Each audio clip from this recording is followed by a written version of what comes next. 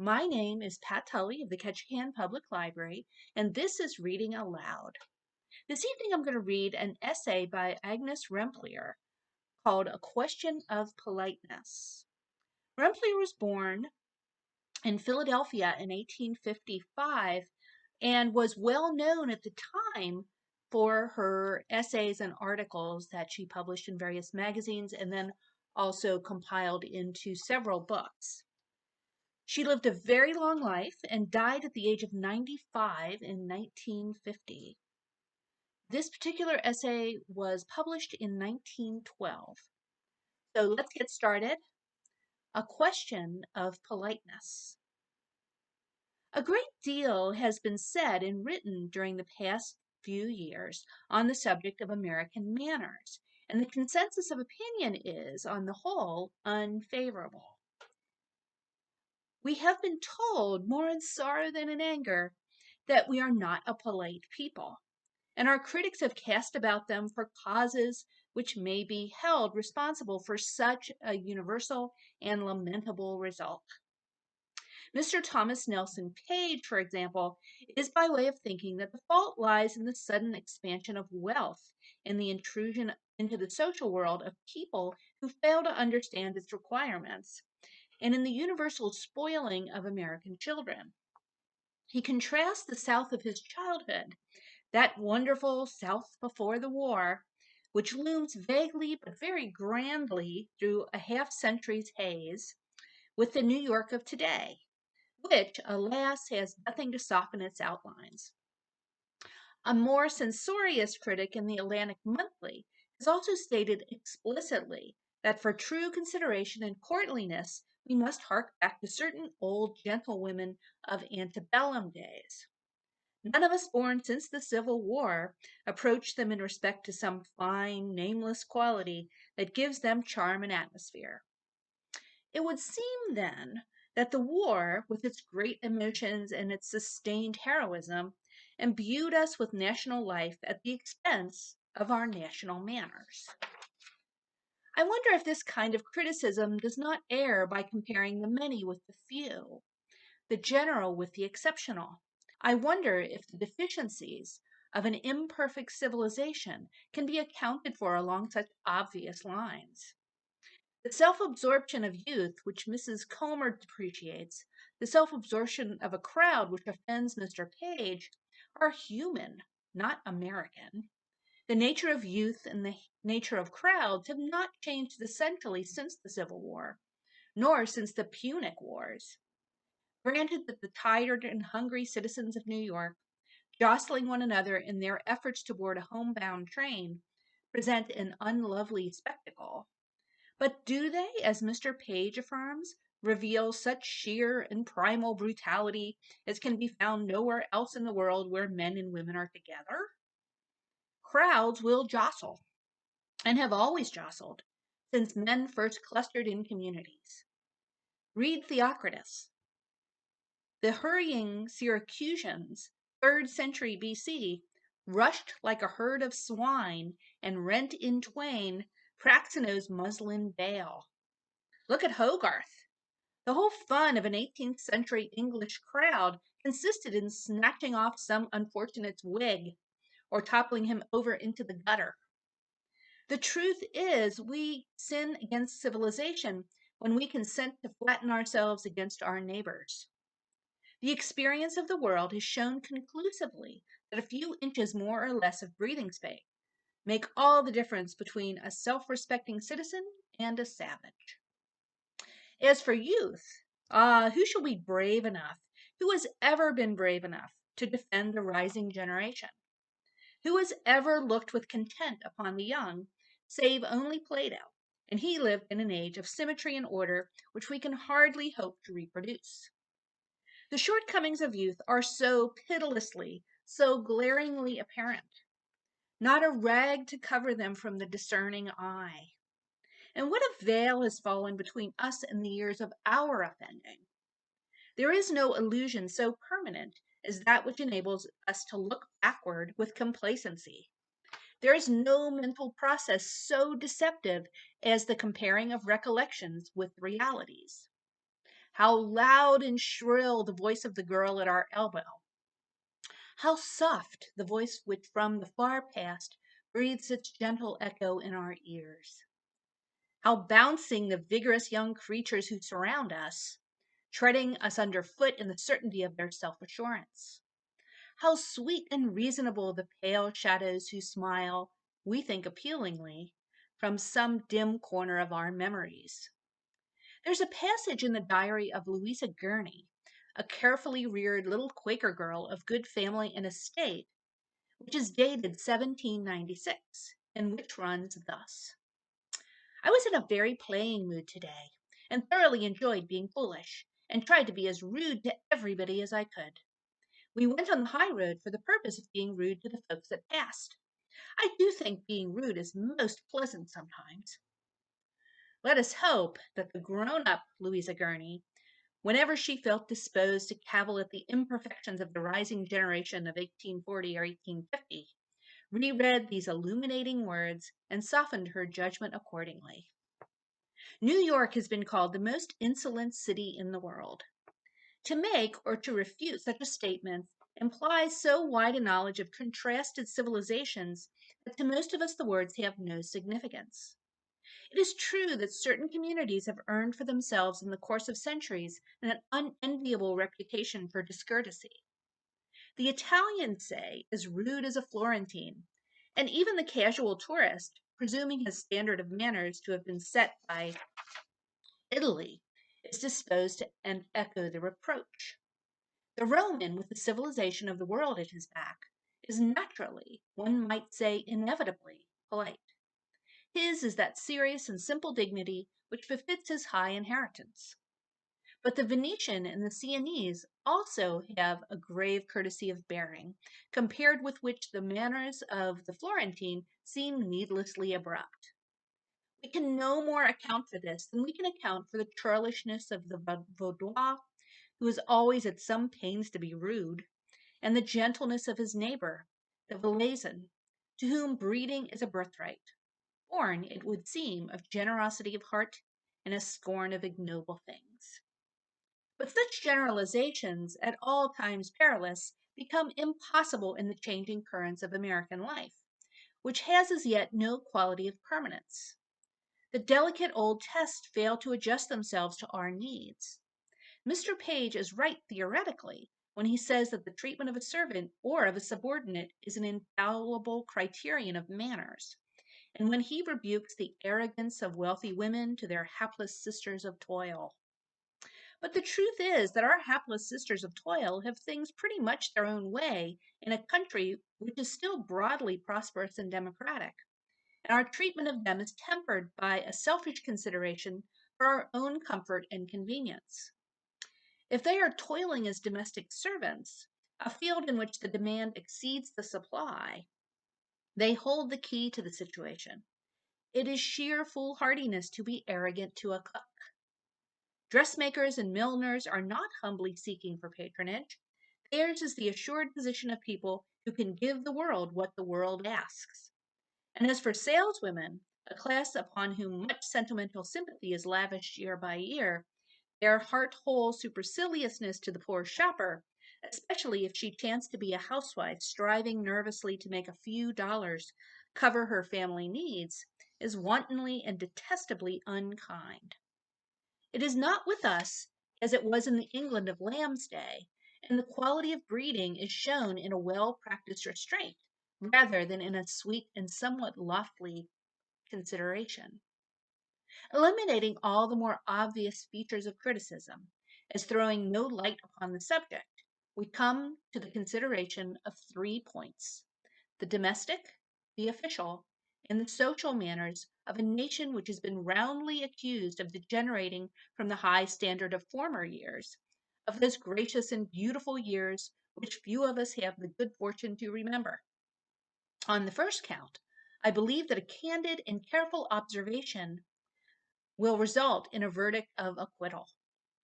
Foreigners, Englishmen and Englishwomen especially, who visit our shores are impressed with the politeness of Americans in their own households. That fine old Saxon point of view, What is the good of a family if one cannot be disagreeable in the bosom of it, has been modified by the simple circumstance that the family bosom is no longer a fixed and permanent asylum. The disintegration of the home may be a lamentable feature of modern life, but since it has dawned upon our minds that adult members of a family need not necessarily live together if they prefer to live apart, the strain of domesticity has been reduced to the limits of endurance.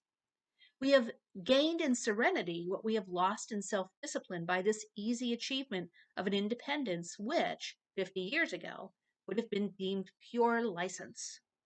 I can remember that when I was a little girl, two of our neighbors, a widowed mother and a widowed daughter, scandalized all their friends by living in two large, comfortable houses, a stone's throw apart, instead of under one roof as became their relationship. And the fact that they loved each other very dearly and peaceably in no way lessened their transgression. Had they shared their home and bickered day and night, that would have been considered unfortunate, but natural. If the discipline of family life makes for law and order, for the subordination of parts to the whole, and for the prompt recognition of authority, if, in other words, it makes, as in the days of Rome, for citizenship, the rescue of the individual makes for social intercourse, for that temperate and reasoned attitude which begets courtesy.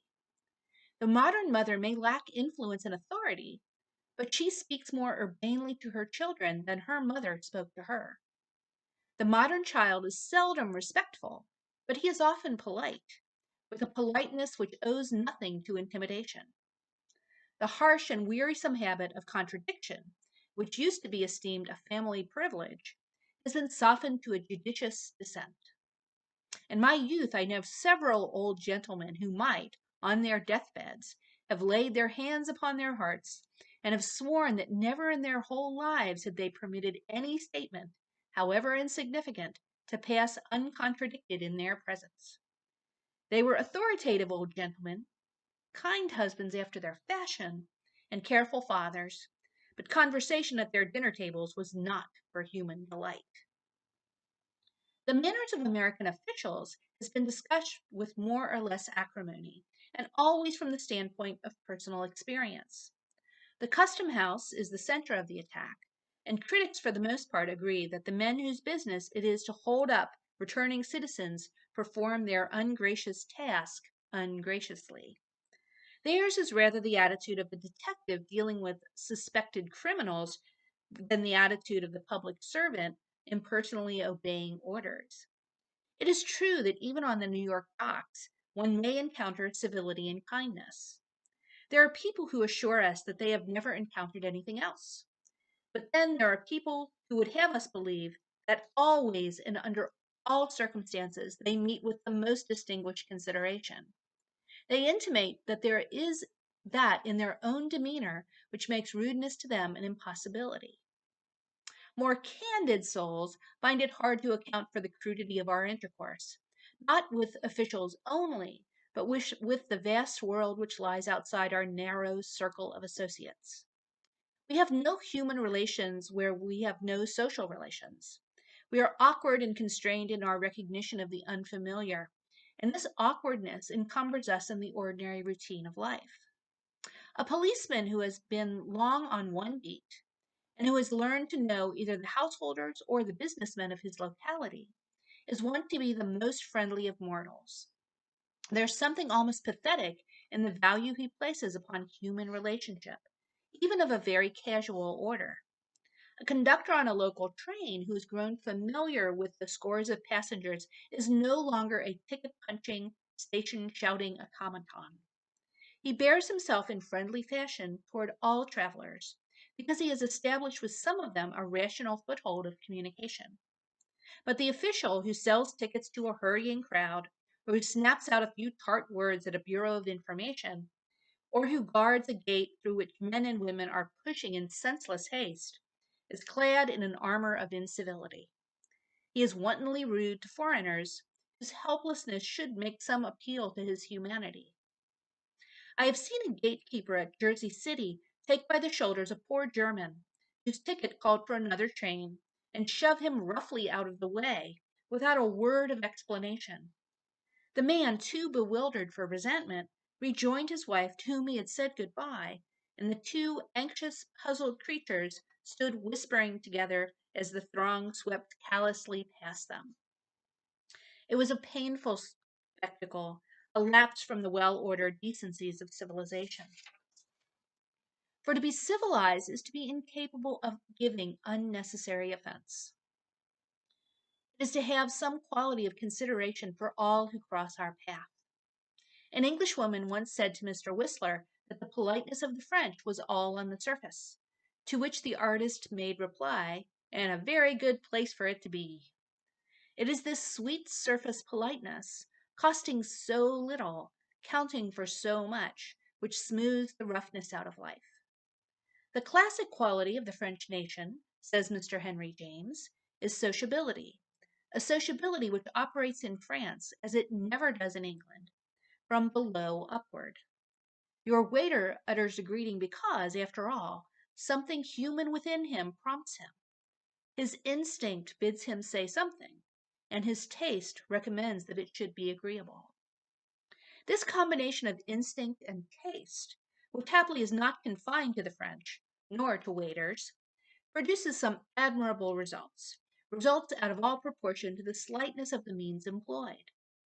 It often takes but a word, a gesture, to indicate the delicate process of adjustment. A few summers ago, I was drinking tea with friends in the gardens of the Hotel Valoria at Cortina. At a table near us sat 2 Englishmen, 3 English women, and an Austrian, the wife of the Viennese councillor. They talked with animation and in engaging accents. After a little while, they arose and strolled back to the hotel.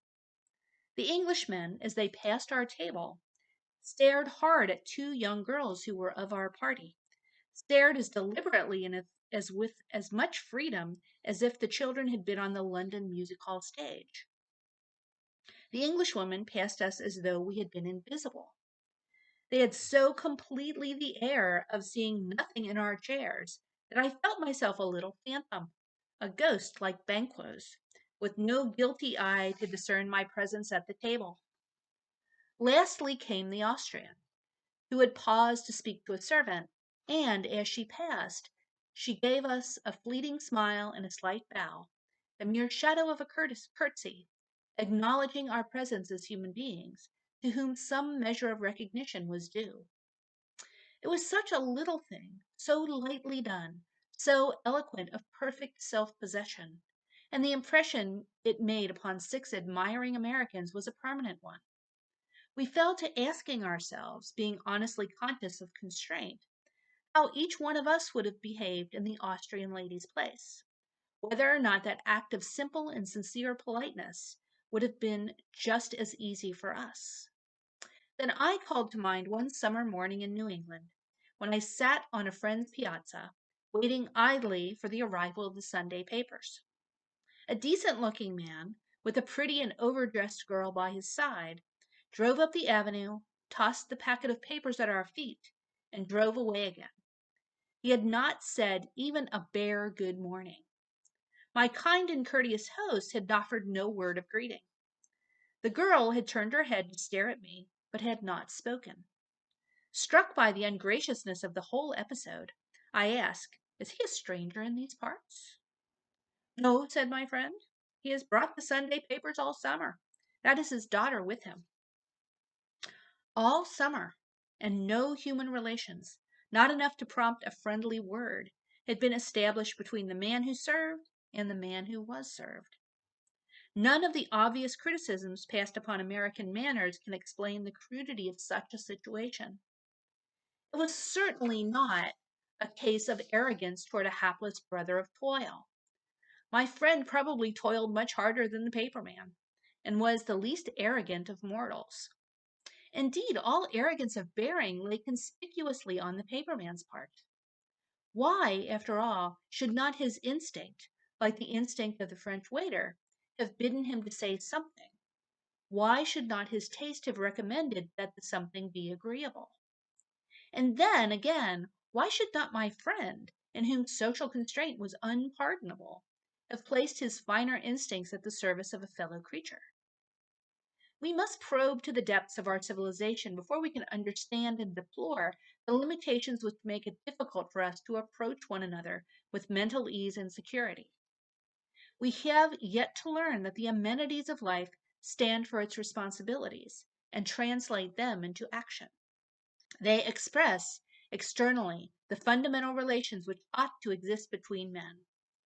All the distinctions, so delicate and sometimes so complicated, which belong to good breeding, says Mr. Rondelet in La Réforme Sociale, answer to a profound unconscious analysis of the duties we owe to one another. There are people who balk at small civilities on account of their manifest insincerity.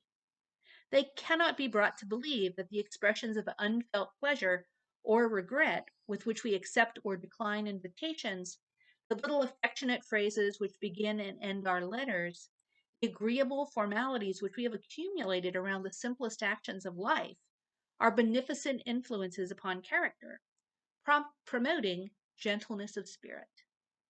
The Quakers, as we know, made a mighty stand against verbal insincerities, with one striking exception, the use of the word friend. They said and believed that this word represented their attitude toward humanity, their spirit of universal tolerance and brotherhood.